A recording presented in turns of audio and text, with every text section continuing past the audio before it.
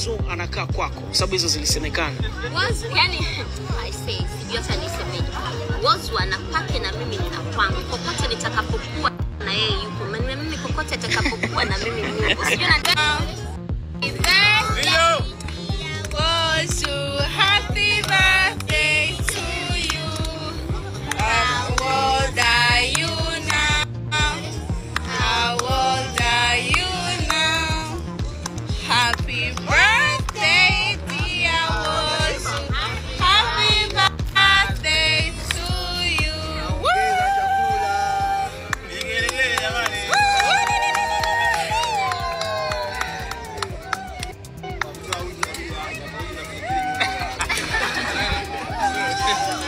Na kama ulivyomsikia hapo, Wema Sepetu ameweza kuzungumza mengi sana kuhusiana na mahusiano yake pamoja na Whozu.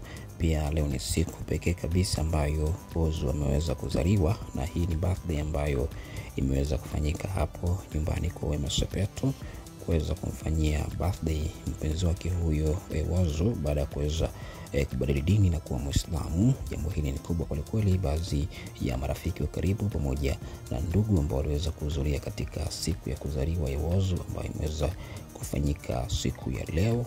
Kama unavyomuona hapa, Whozu pamoja na Wema Sepetu walikuwa kata keki kwa ajili ya kuweza kuwarisha baadhi ya ndugu pamoja na marafiki wa karibu ambao waliweza kuhudhuria katika day hiyo ambayo Wema Sepetu ameweza kumfanyia mume wake huyo mtarajiwa Whozu siku ya leo, na kuweza kualika watu mbalimbali kwa ajili ya kuweza kusherehekea kwa pamoja. Whozu ameweza kubadili dini na kuweza kumfuata Wema Sepetu kuwa Muislamu na kuweza kujiandaa kwa ajili ya kuweza kufunga ndoa na Wema Sepetu. Leo ni siku pekee kabisa ambayo Whozu ameweza kuzaliwa, na Wema ameweza kuonyesha upendo mkubwa kwa kumfanyia birthday na kuweza kufunguka mengi sana kuhusiana na mahusiano yake, na tetesi ambazo ziliweza kuvuma kwamba Whozu hana pa kukaa, anakaa nyumbani kwa Wema Sepetu. Hatimaye Wema ameweza kuweka wazi jambo hili kwamba Whozu ana nyumbani kwake na yeye pia ana nyumbani kwake, hivyo kila mmoja huwa anaenda nyumbani kwa mwenzake.